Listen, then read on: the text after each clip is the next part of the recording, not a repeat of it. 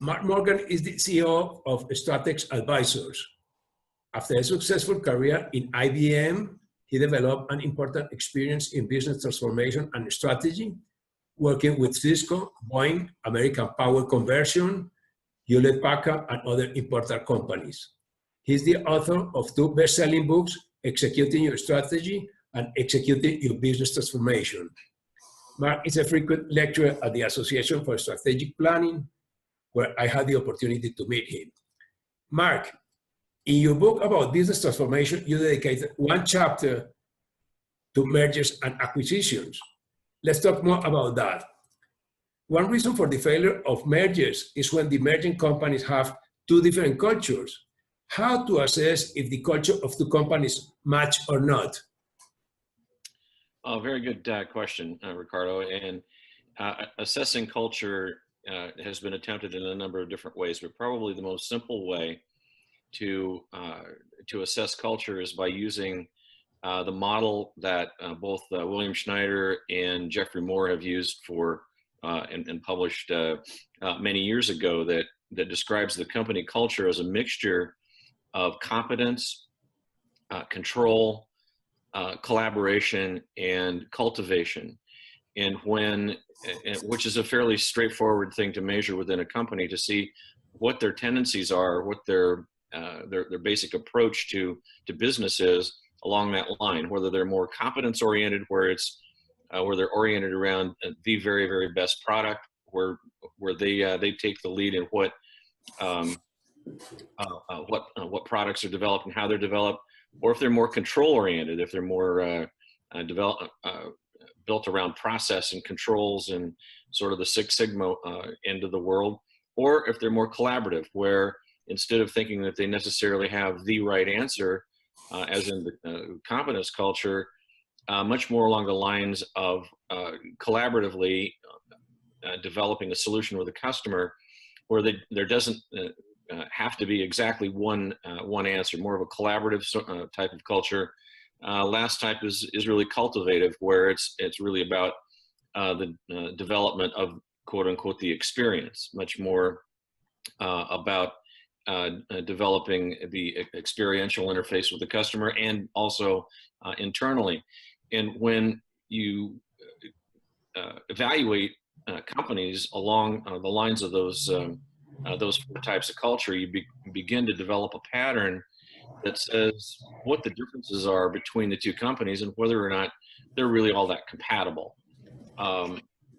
And so there's, in executing your business transformation, there's more about how to accomplish that in chapter 9, that works along the lines of the strategic execution framework, which allows you to also assess the match between the company's purpose, their fundamental identity, their long-range intention, as sort of precursors to how the culture was evolved inside the company.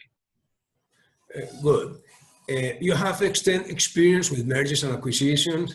For the matter of culture difference, which other important reasons might be there for failure of mergers, which is a big percentage around the world?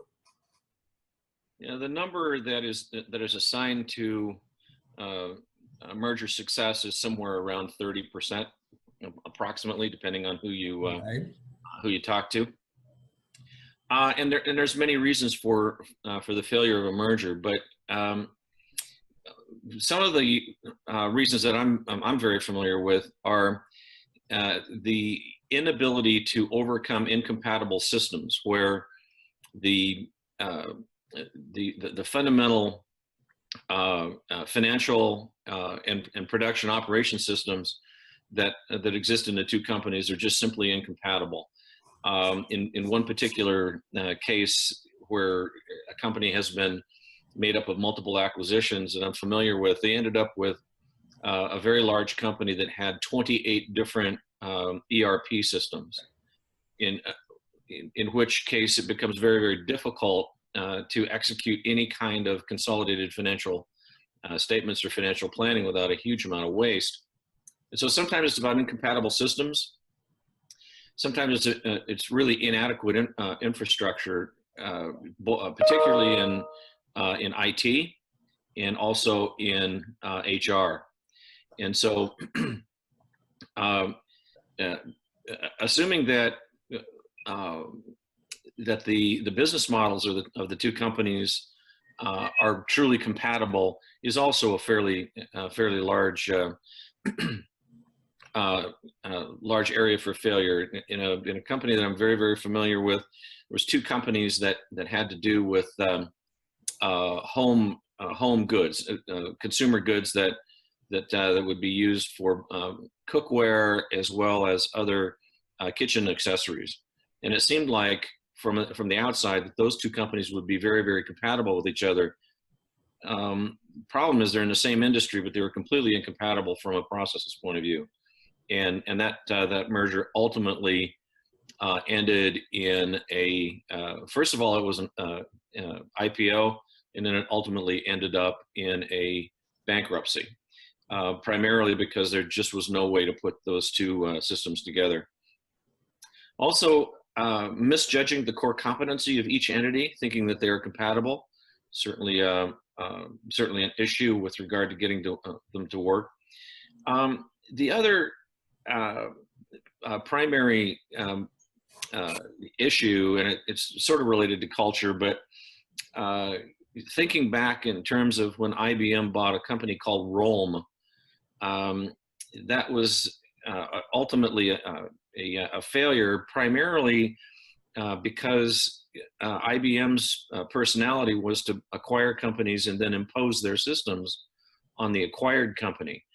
And it was almost always disastrous. In the time that I worked for IBM, I can think of at least a dozen companies that IBM acquired and then subsequently either had to divest themselves of or in fact closed. And the fundamental reason was that IBM believed that they could come into a company and impose their processes on a smaller company.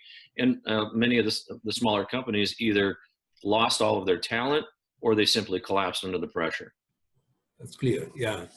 And one of the things that certainly brand confusion can be another reason for failure, where you have two relatively strong brands and you put them together, and then how do you brand the company? Which brand do you drop?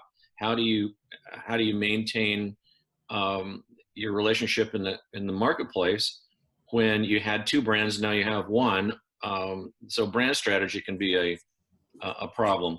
The biggest problem in doing mergers that ultimately don't work out sort of stems from the fact that in the merger and acquisition world, there are very few advocates for not pursuing the merger in the first place. So if it's a really lousy idea, the question is, who's going to stand up and say, this merger makes absolutely no sense? Because all of the lawyers and all of the accountants and all of the consultants and both management teams are actually better off monetarily by moving forward than they are by stopping. And so there's really no advocate that is in charge of making a sanity check around how rational the merger is in the first place.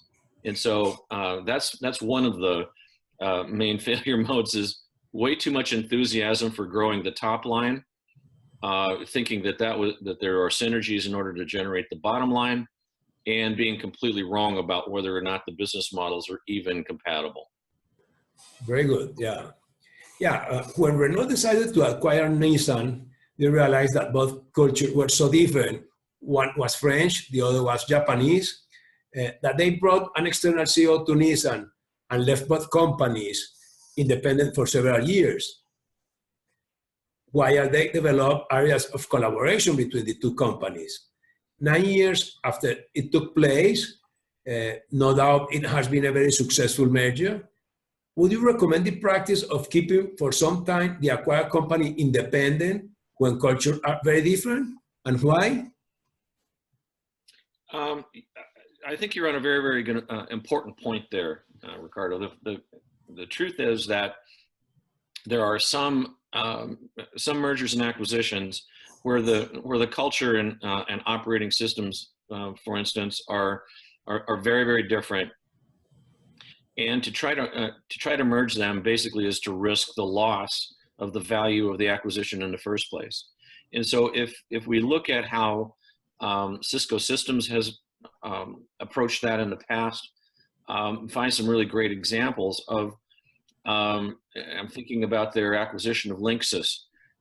When they acquired Linksys, they maintained separation between Cisco corporate and Linksys, except for maybe some back office kinds of merger where HR, IT, and a few other things that can be consolidated. But for the most part, they left them separate. Fundamentally, for the reason that the cultures are just so different that to merge them would be actually to destroy their value. So there's a number of examples in history where it has become the smart thing to do, at least for some period of time, that the acquiring company not disturb the acquired company, particularly if the retention of talent is very, very critical. That there not be sort of a hostile takeover, if you will. Yes, yes, that's clear. One of the reasons for the failure of merger of Mercedes and Chrysler was the big difference in compensations policies and size of management. It seems compensations policies and size of management structure are important points to consider. How to manage that with the big difference in those two areas for merging companies?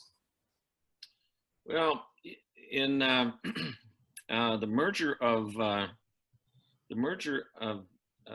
Mercedes and Chrysler is a very, very complicated equation, I would say. Certainly the size and style of management played a role. If we think about what would be the big contention between the two companies, you think about how proud Mercedes is of their engineering, and also how proud Chrysler is of their engineering, and yet the two companies approached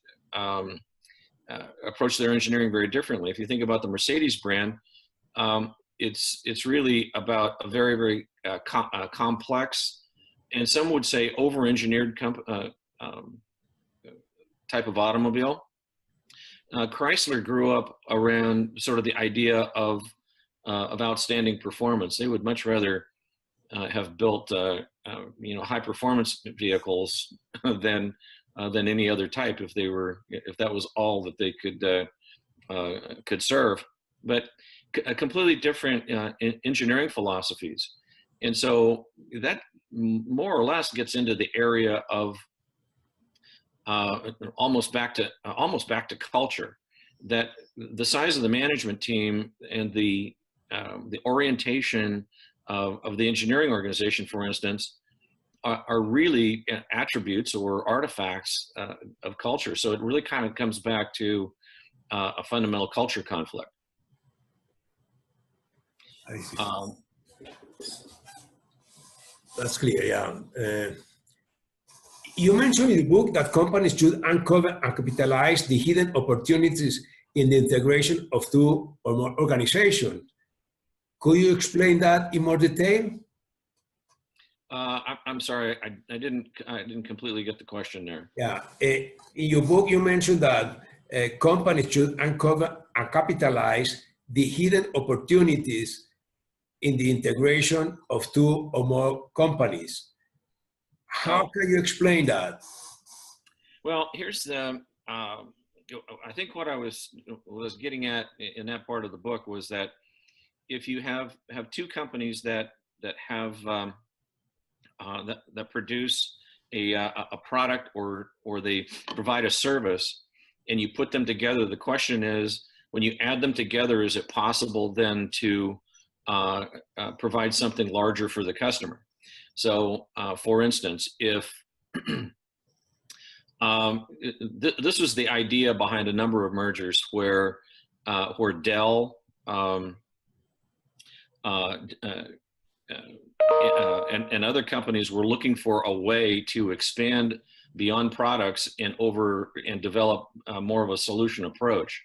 And so the question about hidden opportunities is, if you take company A that has a competency around products, and you have company B that has a competency around consulting services, can you merge those two entities and create something that actually provides a larger and more complete solution for the customer? And so in the merger, in mergers and acquisitions, one of the things that I suggest is that a careful analysis be given to not just what the combined financial reports are going to look like, but essentially ask the fundamental question of, what does the customer ultimately get out of this merger? How is the customer better off? How is the marketplace better served?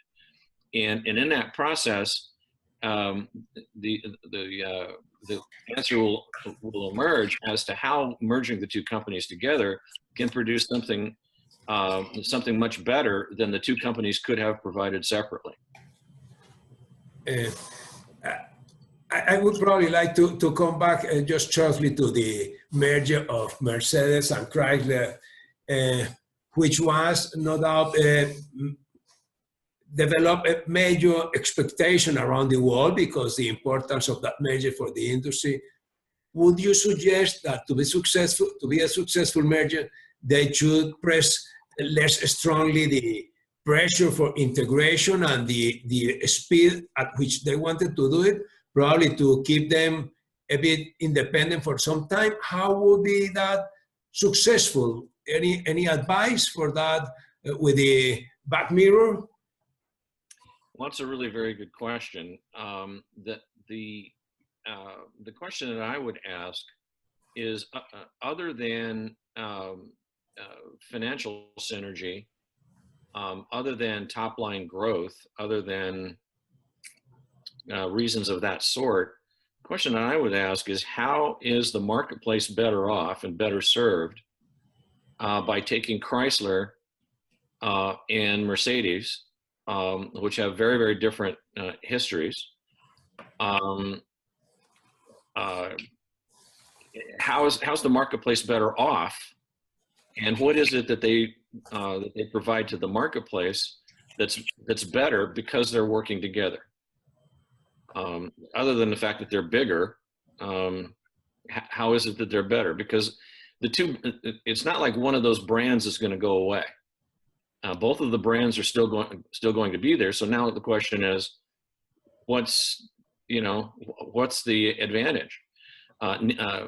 Most people would not know about the Nissan merger because the brands are separate, and what it is that the company derives as a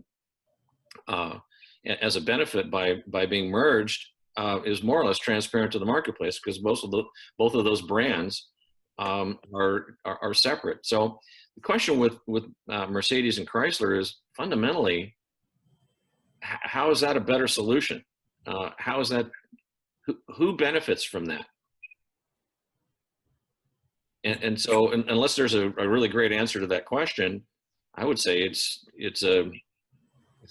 not a great deal. It's not something that has a high probability of generating value to the shareholder.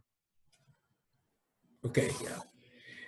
You stress in your book that in most acquisitions or mergers, the synergies are looked in back office cost, better use of equipment, and head office structure, and so forth. But rarely how to avoid talent retirement integration of both companies' DNA, impact to people and environment. Could you emphasize the importance of those topics when you consider a merger? Absolutely.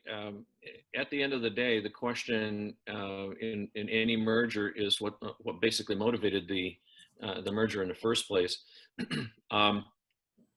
If the merger was basically about acquisition of customers or the acquisition of technology, then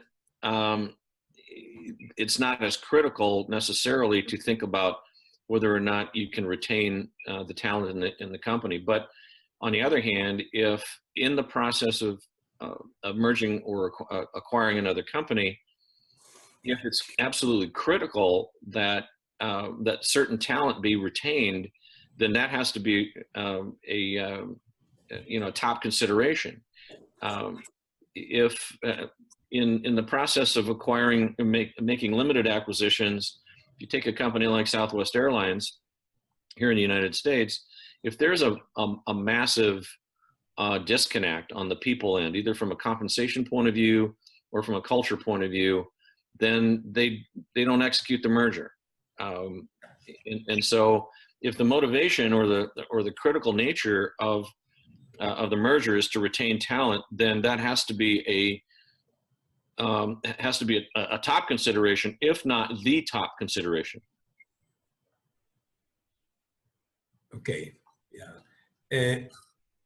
When talking about mergers, there's always a risk that some clients might move to competitors for they feel upset with the merger of suppliers.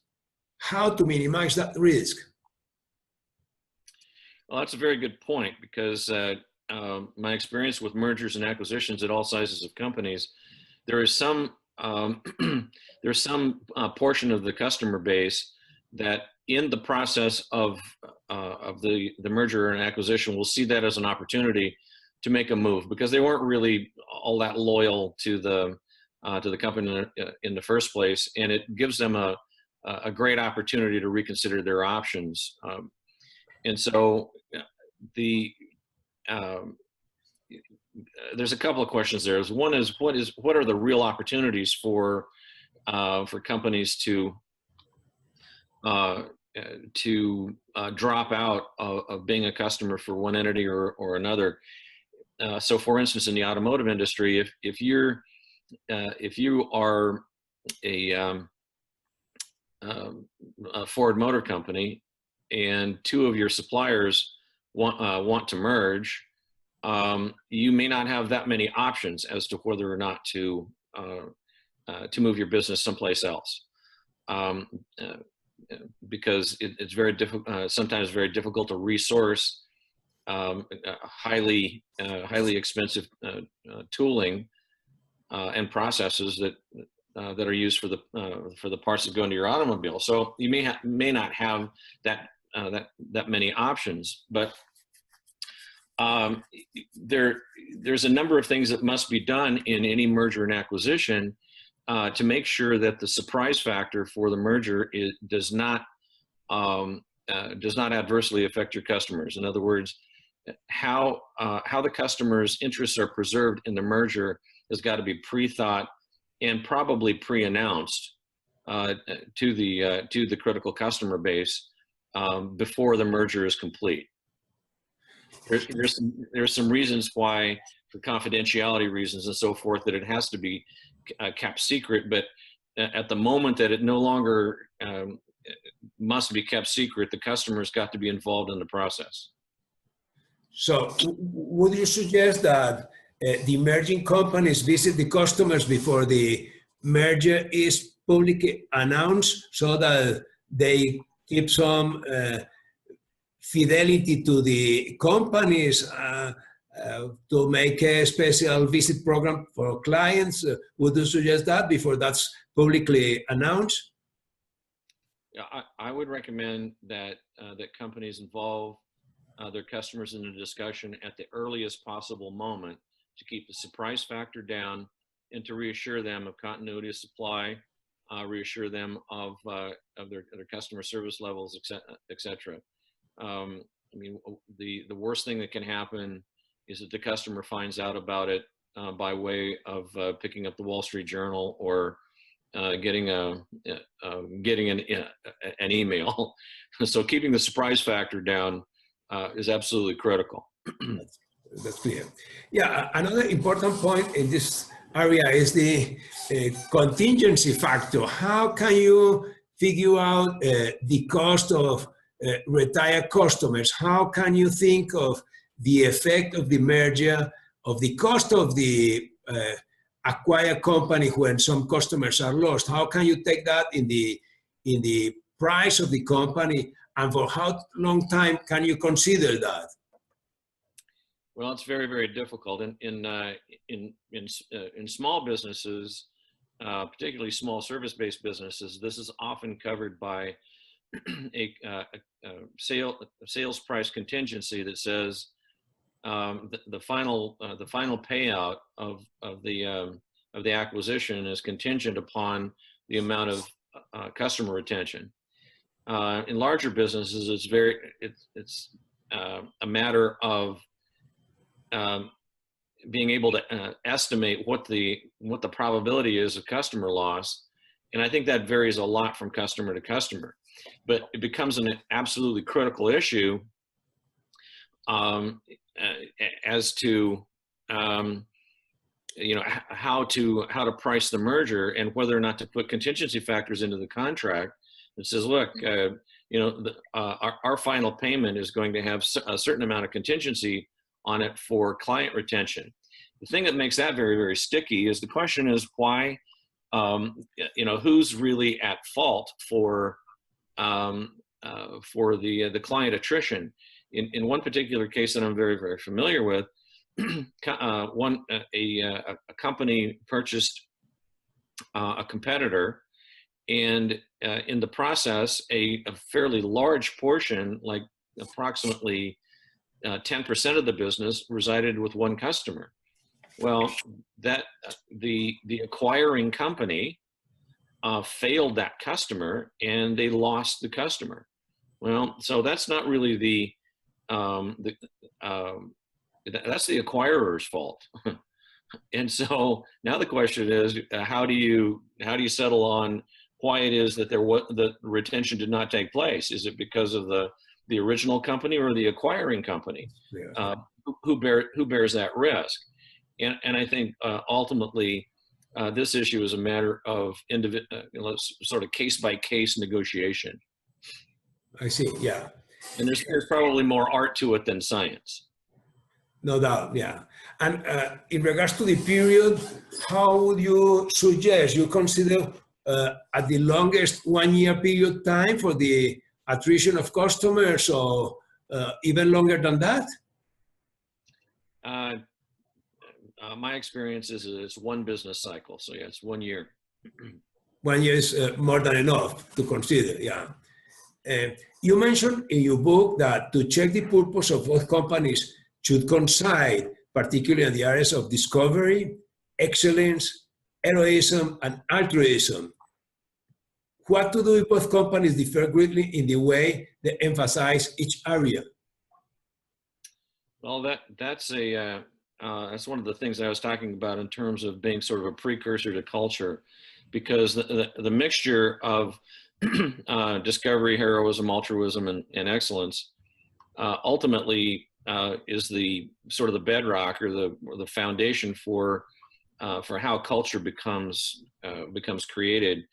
And if there's a fundamental disconnect between the purpose of a company along those lines, that's as equally important of a consideration as the entire subject of culture, because essentially what the sense of purpose behind the company provides the intrinsic motivation behind the company. And although that's intangible, it's still critical to the operation of many companies, particularly as the workforce in certainly in the United States, and I would say globally, is moving more toward the millennial millennial population, a conflict of purpose is really a matter of whether they stay with the company or they leave. And so if you have a massive purpose conflict, you're likely to have a large scale attrition. And if that attrition happens to happen in critical areas of the company, you can destroy the entire value of the acquisition.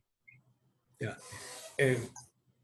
You mentioned as well the importance of the long-range intention, what I call, if I may say so, the aspirations of the company, and that they both should, in a strong way, coincide. Do you check that when merging companies have a long-range intention, that there is a high coincidence? Do you practice that when you approach a merger? Yeah, I believe that it's critical for companies to consider, essentially in the long term, what is each entity really aimed at? If they're aimed at something that is compatible, or for that matter even synergistic, then I think that's acts in the company's favor in the merger and acquisition world. Would it necessarily dictate a failure? Well, it might, depending on its effect on the people inside the situation. If the people inside the organization just really can't stand, or they can't identify with the long-range intention of the acquired company, then they're likely to either quit and leave, or what's even worse is they might quit and stay. And so they might lose their motivation and stay within the company, but they're certainly not going to give their very, very best efforts to the company, because they just don't identify with the long-range intention of the company. They just don't believe in its integrity relative to the longer-term achievement of the company. So it is important, especially because of the effect of the employees who were trained for one particular aspiration, and then suddenly with the acquiring company, they have to shift what they thought the ideal to other point. In a way, that might be one of the reasons of the importance of that. Yeah, if people really identify with a longer term intention that is very, very motivating to them, and then they're acquired by a company that seems to really care much more about just quarterly financial performance, that's probably a deal killer for their motivation. That's clear, yeah.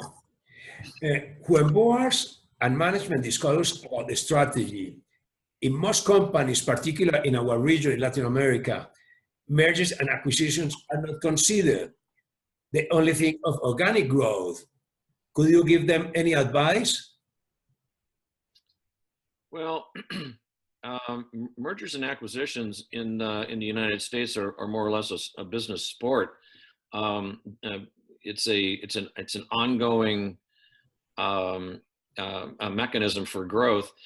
You might say a lot of that growth is ill-advised because of the fairly low success rate.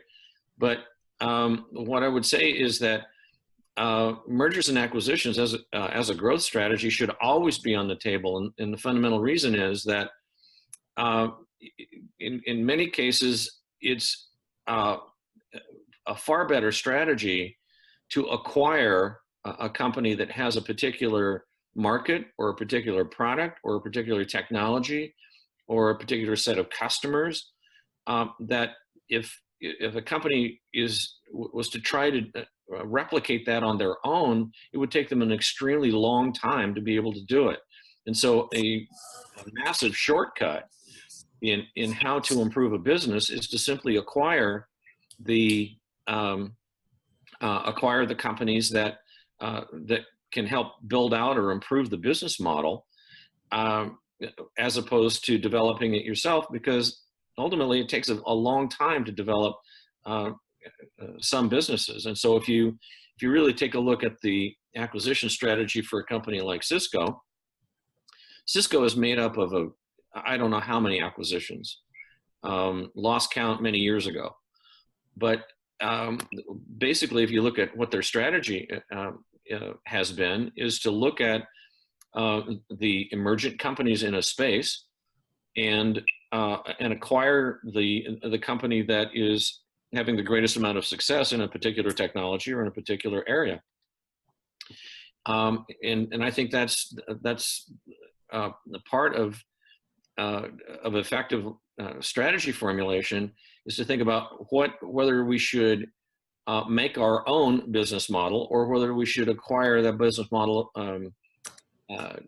of another company. One of the things that gets misunderstood, particularly in international acquisitions, is that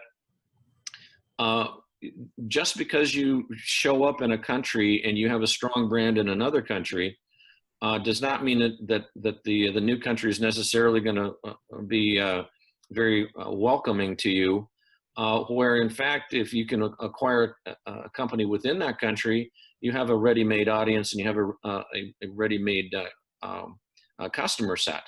And so, I mean, if you take a look at, I'm just sort of thinking out loud here, but if you take a look at InBev, they've acquired breweries around the world. They left the brands in place, but instead of trying to figure out how to build a brand like Budweiser or build a brand like many of the other breweries that they've attached, instead of trying to build brand equity, they simply bought brand equity.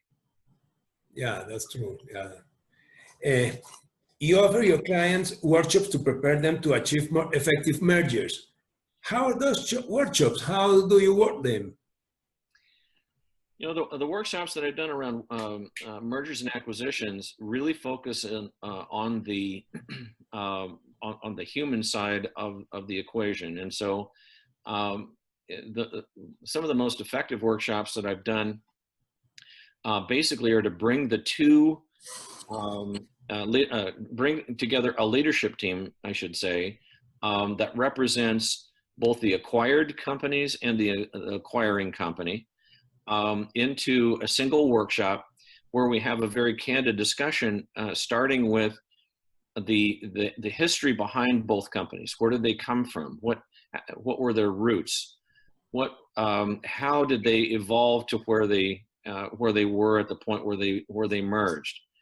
And in that process, begin the discussion about, so what fundamental purpose was each entity dedicated to? And so we begin the process of looking at what are the purpose, compatibility, strengths, and opportunities. What are the identity, strengths, and opportunities? What is the long-range intention, set of strengths and opportunities, and have a very candid discussion about when you add one company to the other one, then what's the answer as to how you articulate purpose, identity, and long-range intention? And by the way, what fundamental culture really needs to emerge for the new entity to be successful? Because essentially choosing a particular cultural direction becomes important, even realizing that not everybody is going to love that answer. But the question is, you know, given a unified purpose, given a unified identity, and a unified long-range intention, then when it comes right down to it, what type of culture is really required? What type of culture is really needed in order for the business model to really work as a merged entity? And I have always found those discussions to be extremely useful. And I think one of the better examples was the ability of Schneider Electric to acquire American Power Conversion and integrate it with the power conditioning company that Schneider already had on board. The executive team discussion along those lines did wonders for the ability of the leadership teams to come together and form a more unified approach for how the companies would merge from that point of view. Mark, thank you very much. I think it was a very interesting review of how mergers and acquisitions can be improved. I wish you could come down to Latin America to stress the benefit and the importance of mergers and acquisitions. And I just want to thank you, and I appreciate very much your effort and your interested answers. Very good. Thank you for the opportunity to have a conversation about this most important subject. And you never know, I may be able to come down to Colombia at some point and continue the discussion. Thank you very much. Thank you.